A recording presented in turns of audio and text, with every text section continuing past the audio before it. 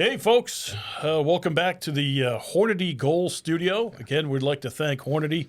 Man, that mystery safe thing was pretty cool. Yeah, that was fun. That was a good one. Yeah, we sold 1,000 tickets in 6 hours. That was, the problem was we had it all set up here, and by the time I got home, I'm like, oh, damn, I got to take this off. So it was already full. So it's not a bad problem to have. It's not.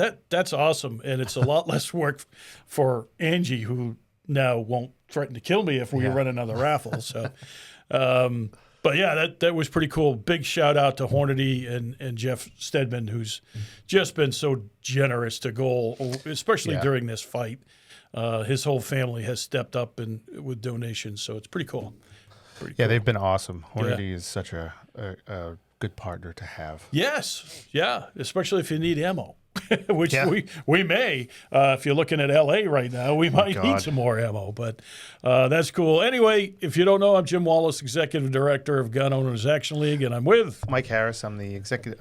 Yeah, oh my God, no, I'm the Director of Public Policy for Gun Owners Action League. Jesus. Yeah, I'm here to announce my retirement. And Mike's taking over today. No, I'm the Director of Public Policy.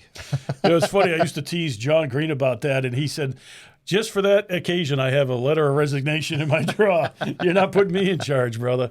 And I'm like, okay. Now he drives around the state. We never see him anymore. No, he's, occasionally I see him with pictures with old gruffy guys, but I see pictures with a lot of women too. It's like, what's going on here? I mean, hey, you go. It's the largest, the fastest growing demographic of gun owners in Massachusetts. That's right. Yep, absolutely, and we welcome them.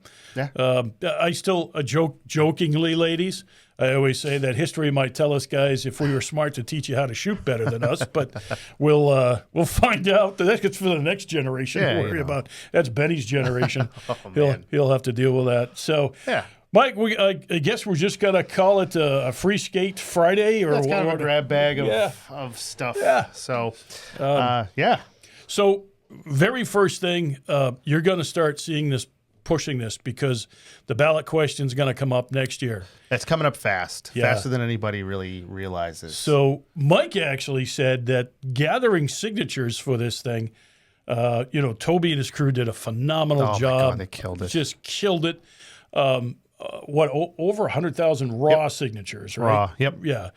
But you had to register to vote to sign the petition. So, which was a huge incentive for people to register. Right. So we have to push. Everybody has to push. No gun owner can sit at home next year. Yeah. And if you're not registered to vote, your opinion don't matter. And you have time. Yeah. You have plenty of time. Plenty of time. So it's easy. We'll regularly post here and there how to register online, how to get your friends registered to vote. And we'll put it in the. I'll put a link in the description down below to do that too. Believe it or not, that was a tactic. Years ago, lobbying in the State House is legislators would get a call, and they would check to see if you were registered to vote. See if you were registered. And if you weren't registered to vote, they didn't return your call because they don't care. Yeah, that's true. So it's very important. If you want to get in this fight, which you should already be in this fight, but I'm not judging. Yes, I am. You got to register to vote for that particular piece anyway. And even if you don't want to be an active part of the fight itself, if you want to protect your rights, go vote. It does actually matter. I know a lot of people say it doesn't, but it does. I mean, especially in this state, if we can even just send some kind of a message to the majority of the elected officials, it would kind of go somewhere. So, we'll see what happens. But yeah, voting registration is hugely important. The next time to vote is coming up sooner than later. We are currently ending the season of the throes of town meeting. Yeah. But so we're kind of coming out of that. So it's a little too late to vote. But you never know. But you never know. You never know. Something might pop up. But you got to keep aware of that. And with that, I would say kudos to all the people out there that were our eyes and ears on the ground. Yeah, that's super important for us. We can't keep track of what the towns are doing. We just don't have the resources to do that. And it's a huge front in this battle. It's Bloomberg's new front. Yep. Yeah. Because he knows he can't win in Congress right now. He knows he can win in our state house, but nationwide, they're going local. And they're trying to get all kinds of people in different positions that'll push their agenda as they move forward.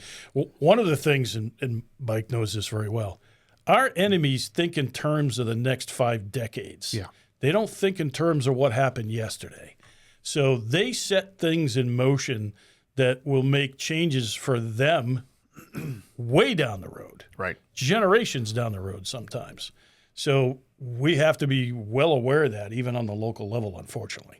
Yeah, you're absolutely right. And like you said, I mean, this is Bloomberg's next front. I mean, we're seeing the courts kind of waver a little bit, but, Congress, we still have a slim majority of pro Second Amendment folks up there. Yeah. The president is helping out a little bit from what we can see so far. We don't know where they're, we don't know if they're going to really put their money where their mouth is, but they're saying all the right stuff. And we all know our governor is not going to help us in any way. So, it's up to us to keep an eye on everything that's going on locally and what's going on the state level. Yeah, and don't forget, unless I'm mistaken, next year, November 3rd, is also the gubernatorial election, isn't it? Is that the right one, or I got the wrong year? No, it's the wrong year. Figures. It's uneven years. That figures. Yeah, it's odd years. Well, it would make sense. Yeah. Being Massachusetts, it would be an odd year. Yeah, I think she's up in 2027. That's a shame. Yeah. But anyway, that might actually be helpful for us because the bigger turnouts usually for the opposition are for the gubernatorial elections. So that might be something in our favor. So I will check it right now. Mike's going to look it up right now just to make sure I'm not an idiot. I'm sorry. Yeah, it's 2026. It's not an odd year. It's just the off year from the presidential election. Okay. So, yes, it is 2026. I'm sorry. Yeah. Yeah. All right. I'd like to retract and revise my statements. Well, I apologize. Yeah, it's 2026. Okay. So we're back to that discussion again. So it's so far, I got to tell you, I haven't seen any good opposition candidates yet. But who knows? Somebody might come to the forefront soon. I mean, I wouldn't say we haven't seen anyone good yet, but Mike Keneally's saying all the right stuff. We don't know much about Mr. Shortsleeve, where he stands on our stuff. But I see a lot of people who are supporting both of them that I respect in this state. So, it kind of remains to be seen where those two guys will actually come down. Yeah, well, also in name recognition. That's the big thing. Well, I mean, Shortsleeve has the name recognition for the wrong reason. Yeah. But, Well, I mean, the part of that is, I mean, even if you look at Charlie Baker, nobody knew who he was in 2010. Yeah. But, it's a similar circumstance, unfortunately. If things go the same way they did for Charlie, that they go for one of these guys, they're going to lose in 2026 and then win in, what is it? When's the next one after that? 2030? 2030? Yeah, 2030. Yeah. So, oh God, can you imagine that? You keep making me do math, Mike. Yeah, but I mean, when Charlie ran in 2010, nobody knew who he was. 2030. He lost to Governor Patrick, and then in 2014, he, crushed him. Blew what's her face out of the water. Yeah, exactly. So yeah. Anyway. Speaking of the ballot question, and this is one where the state really screwed us on purpose. This was intentional. That in order for us to win on that ballot question, November 3rd, 2026, you have to vote no. You have to vote no. Now, everybody, matter of fact, we just caught a board member who thought it was yes, that they thought, oh, no, you got to vote yes because you want to vote for no. Nope, the state did it on purpose. Yeah. So basically what we have to do is start pushing a no on Chapter 135 campaign because people are not going to understand that we or the coalition now is the one who filed it. You would think it would be a yes vote. It's not. It's not. It's a no vote. It's, we were phrasing it earlier. It's not yes to repeal. It's no, we don't want to keep. You're right. No on Chapter 135. Yeah, no on Chapter 135 is probably the most succinct way to put it, but to phrase it out, Yeah, it's crazy, but I've seen this before, not with our issue, but with other ballot issues that the state did not approve of, and they changed the yes and no, so it really confused people. Yeah, and it's always hard to convince people to vote negatively, too. I mean, especially in this state where, they say yes to giving away their money all the time. But, Well, it's unless tougher. somebody's going, no. But we see a lot of that with our issue in the State House. No. Yeah, exactly. It's kind of crazy, but it was done intentionally. The verbiage also does not reflect what the bill has done to the Not at Second all. Amendment community. Yeah, we didn't get to write the summary. No. But what was interesting, though, folks, was when the state was trying to draft that summary, they reached out to us for our opinion, but in the same email chain, they included every anti-Second Amendment organization across the country. They called it a stakeholders inquiry. Right. Yeah. And we gave them pages of drafts to tell what actually is happening. And no, they just picked a few, cherry-picked a few things out of the bill to make it look good to the general public who's not educated on the subject. Exactly. And, the Attorney General is not really educated on the subject either. If you looked at her statement about forced reset triggers recently also. We're not going to go there, but, Well, she's too busy suing Trump. So, God. And that aggravates the you-know-what out of me is, I don't care which party. Stop wasting our time suing each other. Oh, my, you guys can't burp without suing the other party. It's just disgusting. It's a huge waste of resources. Now, Mike rightfully says, well, it's up to the Supreme Court to settle those things. Yeah, but you don't have to settle what colored napkins you put on the table because they're maybe racist colors or something. It's just, it should be reserved for very serious questions that go before the high court, like ours that they haven't taken. Even though Kavanaugh promised. Or Texas v. Pennsylvania. That's the one that always sticks in my craw in 2020. But I know what you mean. But so anyway, a lot of work. Toby and his crew have a big chore in front of them. The other thing, and I know people are not going to want to, Mike, but they have to physically get out and be seen. We have to do some standouts. How about Stoneham?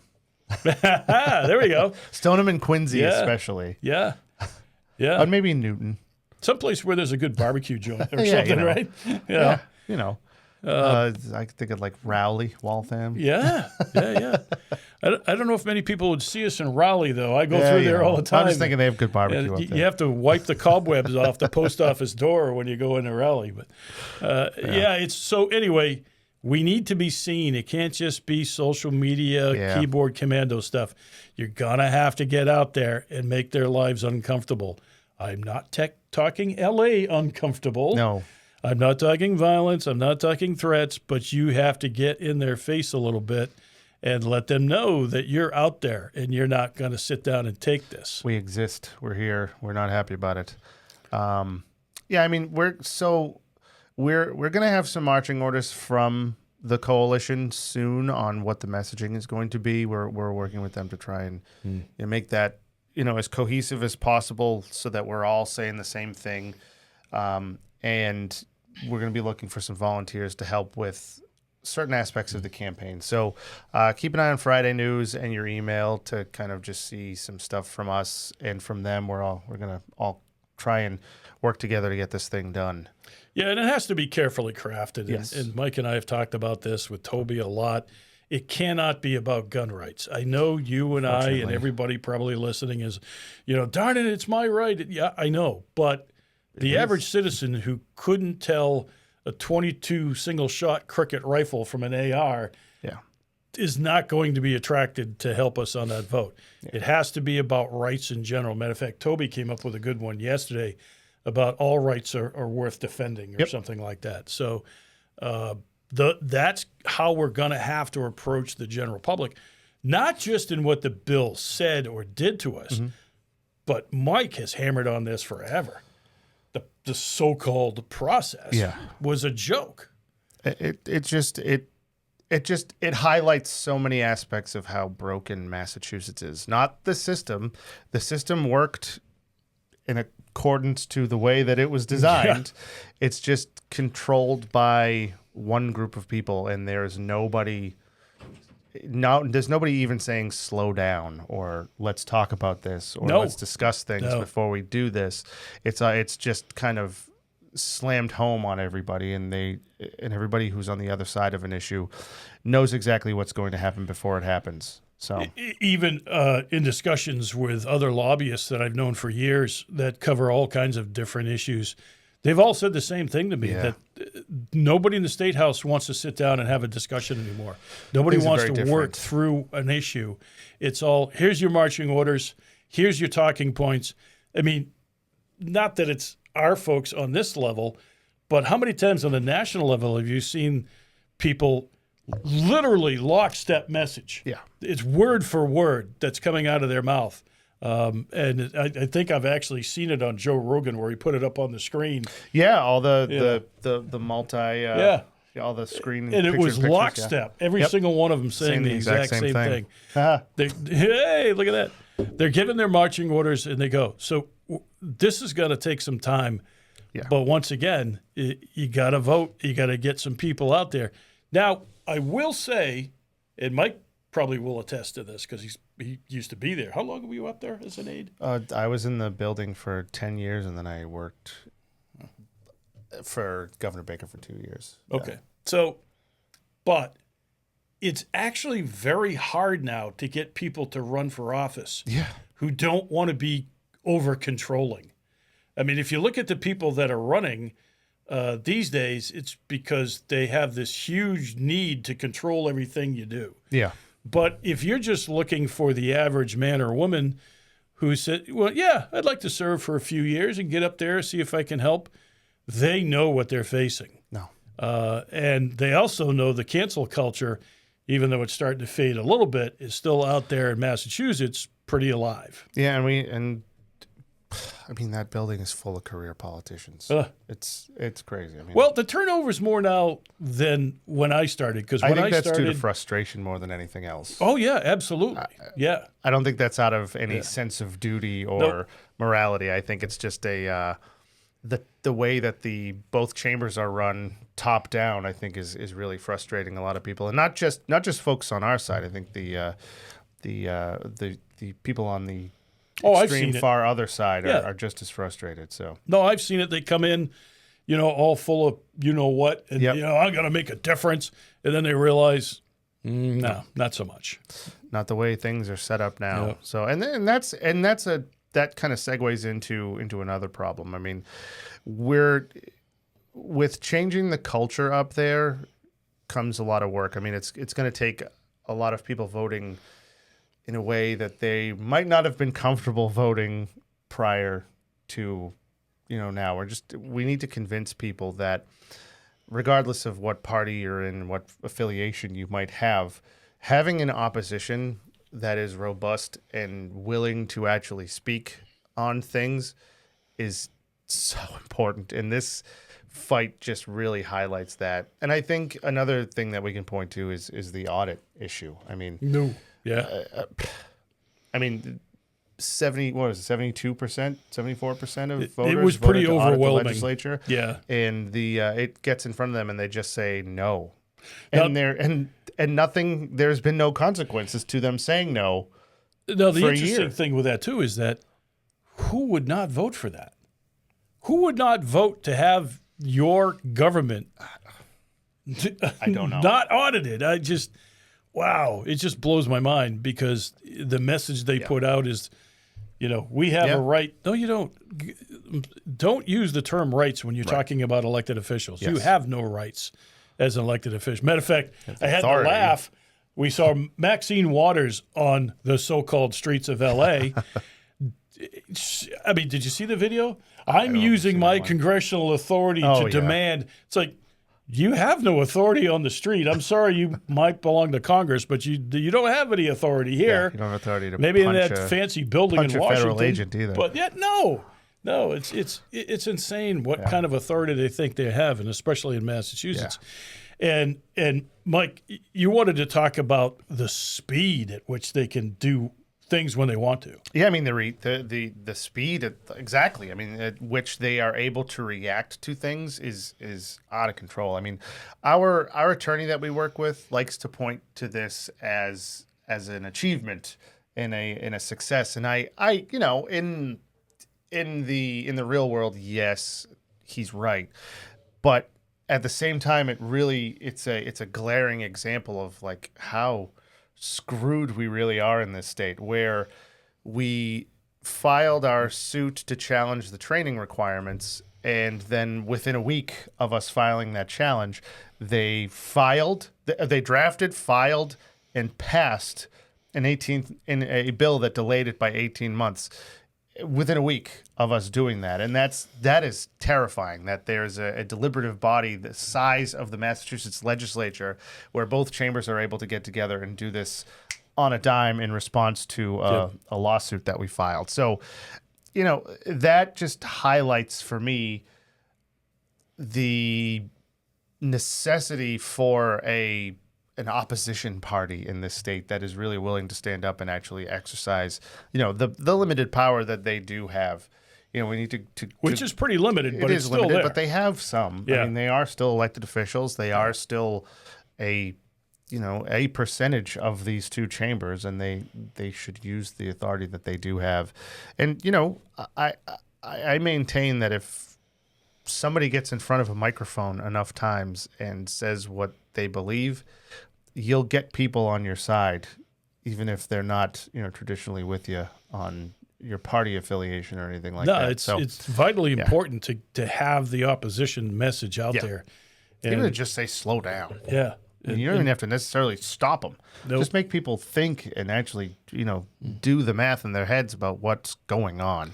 But one of the tricks they use too, which is what Mariano and Day did 2 years ago, about the so-called suitability codification, codifying suitability, codification. The Bruin reaction bill. Yeah, they literally will put this tiny amendment into a massive bill That has nothing to do with it. But also something that everybody in the building wants to get done. And they all needed to pass in order for. So what we're talking about is the Judiciary Technology Bond Bill that the Bruin response language was stuffed into at the last minute. It was like the second to last day of the legislative session before they were out on recess before the election. Well, I remember calling legislators because we didn't even know about it until a Boston Herald reporter called us, and I said, "What do you mean? We've been watching very closely, we've been trying to figure out where this is going." And I started calling legislators and say, "Hey, you're going to vote on a gun thing today?" Well, no, we don't have anything on the agenda, and we had to explain to them that it was hidden in the bill. Well, a lot of people spoke against it, but in the end, almost everybody voted for the bill because they needed it for their community. They had to. Well, it was not even just for their community, for the state. It's to update the technology in the judiciary system, in the judicial system, so that they could make cases move quicker and document things online that they needed to get done. Like you'd be able to file forms the proper way and kind of bring the judicial system up to the modern century. And it was stuff maybe that they, last century, but it was all stuff that they actually needed. I mean, the clerks, the court clerks were all pushing for this stuff. All the judges were looking for it. It was something that was really, really necessary for that branch of government to function and operate. And they took this, and we should have known back then that this is the way things were going to be going, because Mariano went to Mike Day, who was chair of the judiciary, and said, "Hey, we're going to make guns a judiciary committee issue instead of a public safety and homeland security issue. So from now on, you're going to run with the ball on this stuff." So, naturally they took the biggest, most necessary bill they could find and stuffed this Bruin response language into it and, made it so that everybody had to vote for it, or you looked like you weren't supporting the court system. Oh, speaking of which, it's the suitability. We don't have a lot of information on this right now. But if people remember the Donnell and the Marquis decisions that came out of our high court, where they literally wrote both decisions at the same time because they referred to one another. Yeah. The Marquis decision was the one where they said, "Oh, no, this was after the fix that Michael Day did, so suitability is good." It's being appealed. It's codified. And we just found out the other day, Goal will be drafting a response to it, We'll file a friend of the court brief, amicus brief, for those people who know the lingo. So we will still be involved in that because I know it's a non-resident issue, but it's a suitability issue. Yeah, we cannot absolutely. let it stand. So we're going to be doing that in the very near future. Yep. And kind of in conjunction with that, and not really to do with that, but kind of a good segue, the North American African Gun Association, the National African American Gun Association, NAGA. It's the group run by Nolan Howard. They were just granted their tax exempt status, and they are going to be hopefully a Player on the field, a big player on the field, and a good partner with us. They are Nolan is awesome. He's a trainer. He runs 617 Defense out of Boston. He's a great guy. He is here for the fight, and I am excited that they got where they are now, and they're kind of getting going. They're going to hit the ground running and hopefully jump in on a couple. Our numbers are growing. Yep. But still out of what do we have? Almost 700,000 licensed gun owners. Yeah. We got a lot of work to do to get these people involved because. I understand, and we have tried our best not to be a partisan organization, but that's getting harder and harder as we move along because I remember to kind of phrase a Jay Severin thing that, not all Democrats are anti-Second Amendment, but so far all the anti-Second Amendment people are Democrats. Democrats, yes. Yeah, so it's getting harder and harder not to be. But I always like to say, we're nonpartisan here at Gold, but traditionally there's one party that has been much more friendly to us than the other. There you go. There you go. So it's it's crucial that we watch all this stuff moving forward. Yeah. And we have to get everybody involved. You can't sit on the side. I can't believe how many people during the fight, and I know I say this all the time, last year's fight, how many people just kept posting, stop all this nonsense and file a lawsuit. Okay, but we warned you back then that even if we do that, it's going to take years and probably millions of dollars. And we're already seeing that now because every time we have filed a suit, right, they suspend that part of the law. Yeah. And, and you can't put all your eggs in one basket either. No. I mean, we wouldn't be doing our jobs if we weren't attacking this on all front. I mean, like we talked about at the very beginning, the local stuff.